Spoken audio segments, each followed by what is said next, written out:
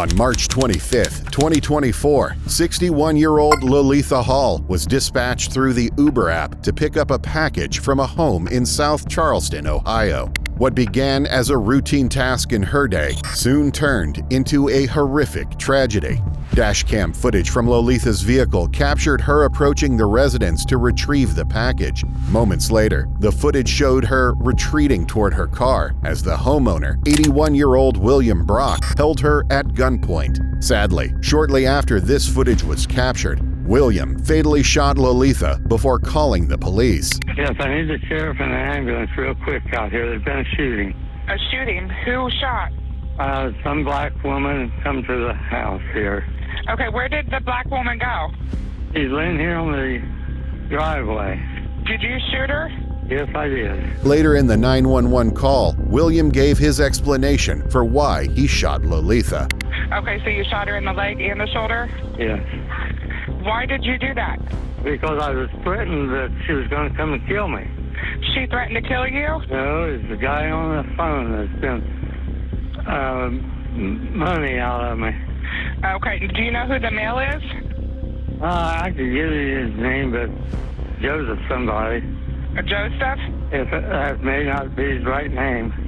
Okay. Soon after the 911 call, police arrived on the scene and detained William Brock, placing him in the back of a patrol car. Investigators later uncovered the full chain of events that transpired on March 25th. According to authorities, the caller had phoned William repeatedly throughout the day, falsely claiming that William's nephew was in jail and demanding $12,000 for his release. Police concluded that this was part of a calculated and elaborate scam. Shortly after the threatening calls to William, the scammer used the Uber app to arrange an item pickup at William's address. Lolitha Hall, unaware of the brewing danger, accepted the request and became an unwitting victim of the scam. Due to Lolitha's arrival shortly after the threatening calls, William became convinced she was involved in the scam. As he confronted her at gunpoint, he demanded to know the identity of the man who had threatened him on the phone. However, Lolitha was completely unaware of the situation. She had simply accepted an order through the Uber app and had no knowledge of the calls William had received. Despite her desperate pleas that she had nothing to do with it, William refused to let her leave and ultimately shot her. To this day, the identity of the man who called William Brock remains a mystery. Uber cooperated with authorities and banned the account responsible for sending Lolitha to William's address, but efforts to track down the scammer were unsuccessful. William Brock was charged with murder, but was released after posting a $200,000 bail. His trial is scheduled for March 2025. With the scammer still unidentified, it remains unclear whether his intent was solely to extort money from William or if he anticipated the situation spiraling into something more tragic. The fact that an anonymous caller's actions indirectly led to the death of an innocent woman, however, is both chilling and deeply unsettling. We interrupt this video to bring you an important message from our sponsor, Aura.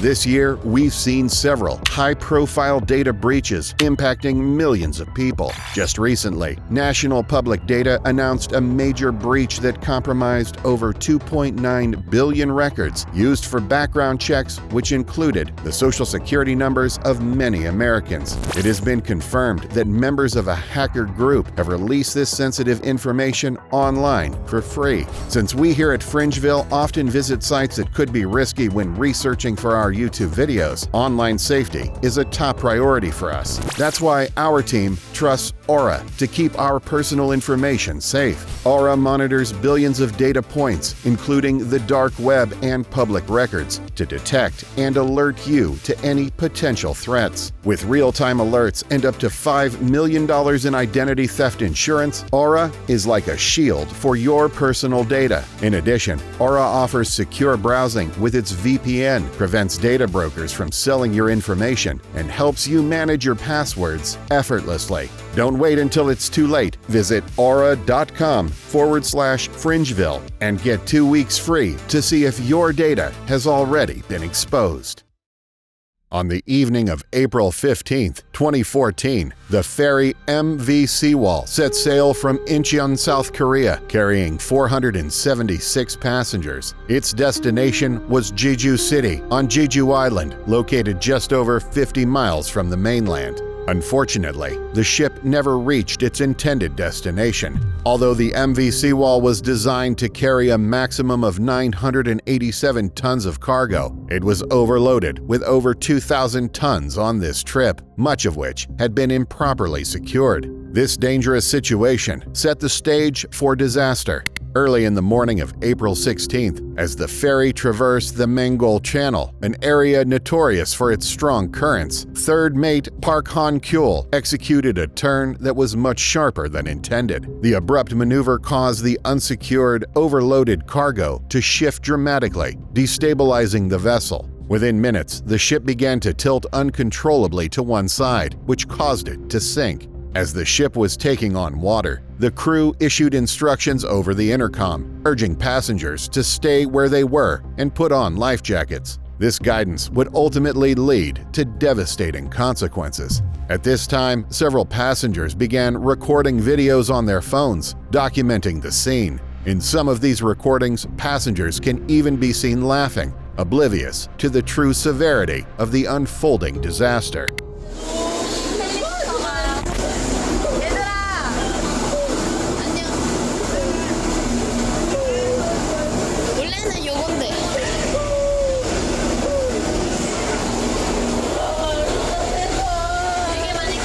The passengers initially remained calm, assuming that help would arrive quickly. Although multiple distress calls had been sent out, the severe tilt of the ship made rescue efforts nearly impossible. To make matters worse, the crew's instructions for passengers to stay put led many to remain where they were rather than attempting to reach the deck and escape into the water, where they would have been rescued.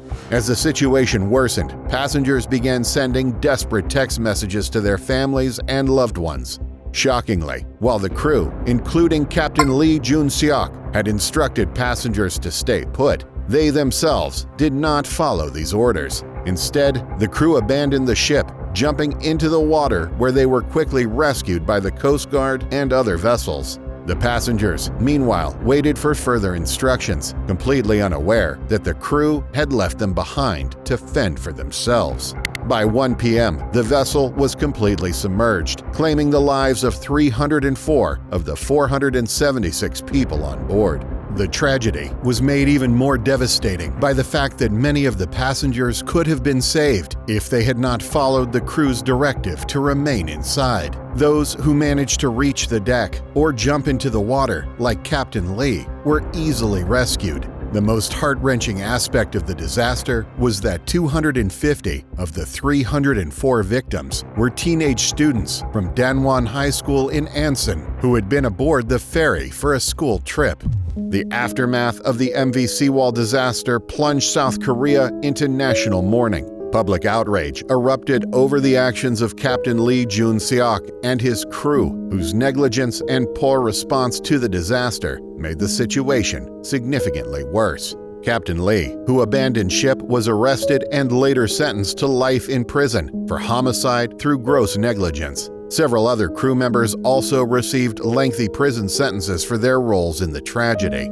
The disaster also claimed lives indirectly, including that of Kang Min-kyu, the vice principal of Danwon High School, who was rescued from the ship but sadly took his own life 2 days after the incident. Although he bore no responsibility for the sinking of the Sewol, Kang had organized the school trip and was overcome with guilt, believing himself accountable for the deaths of his students. The sinking of the MV Sewol remains one of the most devastating tragedies in South Korea's history, not only because of the significant loss of life, but also because so many of those lives could have been saved had the disaster been handled differently.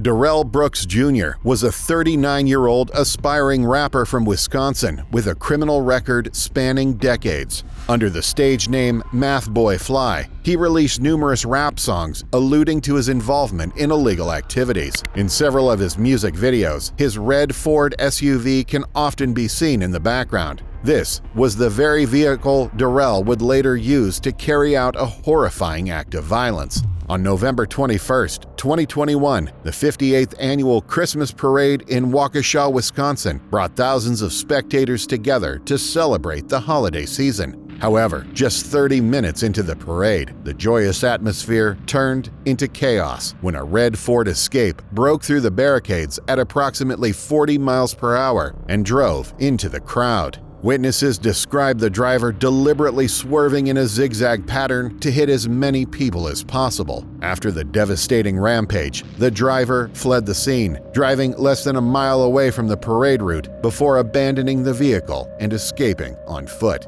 The attack claimed the lives of 6 people, including an 8-year-old boy, and left more than 60 others injured. Police quickly discovered the abandoned Ford SUV and tied it to Darrell Brooks Jr. Shortly after abandoning the vehicle, Darrell knocked on the door of Waukesha resident Daniel Ryder, claiming to be homeless and in need of a phone to call an Uber.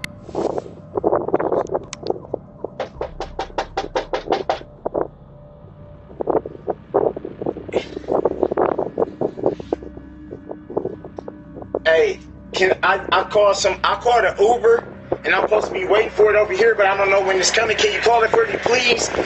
Ryder, completely unaware of what Darrell had just done, allowed him into his home and even made him a sandwich. However, Ryder became uneasy due to Darrell's strange behavior and asked him to wait outside for his Uber as he sensed something was wrong. Ryder's suspicions were confirmed when police arrived at his home to apprehend Darrell, having tracked him down using surveillance footage and witness accounts. Following his arrest, Darrell was questioned at the station, where he attempted to deny any involvement in the parade attack. However, the evidence against him was overwhelming. Darrell Brooks' trial began nearly a year later, in October 2022. In a surprising move, Darrell, who had not even completed high school, chose to represent himself in court. This decision resulted in a series of bizarre outbursts and erratic behavior, many of which were widely publicized online. Ultimately, the jury found Darrell Brooks guilty on all 76 charges, including 61 counts of first-degree recklessly endangering safety with a dangerous weapon and 6 counts of hit-and-run causing death.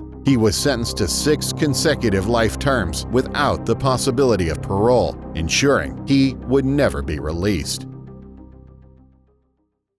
Trey Eric Sesler was a 22-year-old YouTuber from Waller, Texas, who gained recognition in the early days of YouTube for his channel, LensCap Productions. Starting in May 2009, Trey used his platform to share a variety of content, but his main focus was his passion for anime. Operating under the name Mr. Anime, he regularly posted detailed reviews of anime shows, building a loyal following within the anime community. Although Trey had become a trusted source for anime reviews due to his passion and extensive knowledge, his channel would eventually take a disturbing turn. Behind the scenes, Trey was struggling with mental health issues and developed a troubling fascination with mass murder events, including the Columbine High School massacre and the Virginia Tech shooting, both of which he researched in detail. He also maintained a list of serial killers on his computer, assigning them grades based on the severity of their crimes. In early 2012, Trey uploaded what would be his final video to his channel, titled Mr. Anime is Planning Something. In the video, he expressed gratitude to his fans for their ongoing support and mentioned that he would be taking a short break from reviewing anime. Well, hi everybody, it's Mr. Anime here, and I'm recording on my MacBook's web camera, and my MacBook's from like 4 years ago, so the web camera's not that great, so you'll have to bear with me. This is just an update video to let you guys know that I'm going to reward myself with probably a 2 or 3 week break coming up here from YouTube videos, anime reviews in particular. I might do some blog stuff. I want to thank you guys a lot for sticking with me and watching the channel. I got more subscribers than ever. I have more views than ever, and everything is going really good. So I'll probably be putting out some blog videos, like I said, and I hope you enjoy those blog videos. I hope you definitely enjoy those.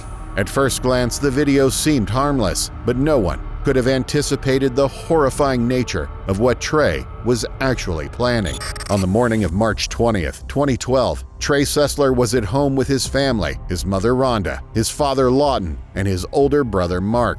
Trey lured his mother to the garage, where he shot her at point-blank range with a shotgun. He then entered the house and fatally shot his brother, followed by his father. After this, Trey loaded his vehicle with a high-powered rifle and over 100 rounds of ammunition, intending to carry out a mass attack at Waller High School, the school he had graduated from years earlier. Trey drove to the school and sat in the parking lot. However, after waiting for a while, he abandoned the idea and instead drove to a friend's home. During this time, a concerned family member of the Seslers contacted the police, requesting a welfare check after not hearing from the family all day. When officers arrived at the Sesler residence, they encountered a horrifying scene, which was described as a war zone. Inside, they found the bodies of Trey's parents and brother, along with several disturbing messages written on the walls of the home. Among them were phrases such as, "I love my mom, dad, and brother," and "God forgive me because I cannot forgive myself." Later that day, Trey was located and arrested at his friend's house in Magnolia, Texas. In Trey's subsequent police interrogation, he revealed that his intended target that day had been his former high school, not his family. He explained that he had intended to carry out a mass attack to gain infamy, but claimed he killed his parents and brother to spare them the disgrace of his planned actions. However, when he arrived at the school parking lot, he confessed that the situation became, in his own words, all too real, leading him to abandon the plan. While the tragedy was already immense, it's chilling to consider how many more lives could have been lost had Trey followed through with his planned attack on the school. In August 2012, Trey pleaded guilty to all charges and was sentenced to life in prison without the possibility of parole. Despite the horrifying crimes he committed, his YouTube channel is still online to this day. Looking back, his videos feel deeply unsettling, knowing what he did. Some commenters expressed disbelief, describing how nice he seemed, unable to comprehend how someone like him could commit such a horrific act. Others, however, noted that there were clear warning signs, indicators of a ticking time bomb just waiting to explode.